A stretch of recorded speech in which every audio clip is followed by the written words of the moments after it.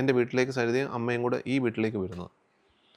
കുറേ നേരം സംസാരിച്ചിട്ട് എന്നോട് പറഞ്ഞ് എന്തൊക്കെയോ ഒരു പ്രശ്നങ്ങൾ നടക്കാൻ പോകുന്ന പോലുണ്ട്, പിന്നെ ഒരു പേടി വരുന്നെന്ന് പറഞ്ഞു. ഞാൻ പറഞ്ഞു എന്താ ചോദിച്ചാൽ പറഞ്ഞ് അല്ല എന്തോ ഒരു സംതിങ് സംവെയർ ഒരു പ്രശ്നമുണ്ട്, എനിക്ക് ഒത്തിരി കോളുകളൊക്കെ ഇങ്ങനെ വരുന്നുണ്ട് ഈ മാറി മാറി നമ്പറിൽ നിന്ന്. ഞാൻ പറഞ്ഞു നിങ്ങൾക്ക് തോന്നലായിരിക്കും എന്ന് പറഞ്ഞു. ഇല്ല എന്തായാലും ഫെനി ഒരു കരുതലോട് ഇരുന്നോണമെന്ന് പറഞ്ഞു.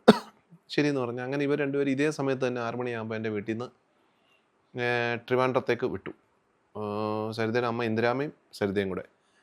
അവിടെ ചെന്ന് ഒരു 10 മണിയോ 11 മണിയോ ആയപ്പം അവരുടെ അമ്മ എന്നെ വിളിച്ചിട്ട് പറഞ്ഞ് സരിതയെ പോലീസുകാർ പെരുമ്പാവൂരിൽ DYSP വന്ന് അറസ്റ്റ് ചെയ്തിട്ടുണ്ടെന്ന് പറഞ്ഞു. ഫെനി എത്രയും പെട്ടെന്ന് തിരുവനന്തപുരത്ത് വരാൻ പറഞ്ഞു.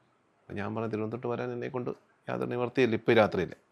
അവരെന്താ പറയുന്നത് ചോദിച്ചപ്പോൾ ഇങ്ങനെ ഒരു സജ്ജാദ് എന്ന് പറഞ്ഞൊരാൾ പരാതി കൊടുത്തിട്ടുണ്ട്, അങ്ങനെയാണ് അറസ്റ്റ് ചെയ്യപ്പെടുത്തി. ഞാൻ പറഞ്ഞ അവർ എങ്ങനെയാണ് ലേഡിയെ അറസ്റ്റ് ചെയ്തതെന്ന് ചോദിച്ചപ്പോൾ പറഞ്ഞ് അവിടെ ലേഡി കോൺസ്റ്റബിൾ പറഞ്ഞു. ഞാൻ പറഞ്ഞു എന്തായാലും അവരങ്ങനെ അറസ്റ്റ് ചെയ്തുകൊണ്ട് പോകാൻ സാധ്യതയില്ല, അവർ വീട്ടിൽ വെച്ചുകൊണ്ടിരുന്ന രാവിലെ കൊണ്ടുപോകത്തുള്ളായിരിക്കുന്നു. ഇല്ല അന്നേരം തന്നെ വണ്ടിയിൽ ഇരുത്തി കൊണ്ടുപോയി അവർ പിന്നെ തിരുവനന്തപുരം സ്റ്റേഷനിലോട്ട് കൊണ്ടുപോയെന്ന് തോന്നുന്നു.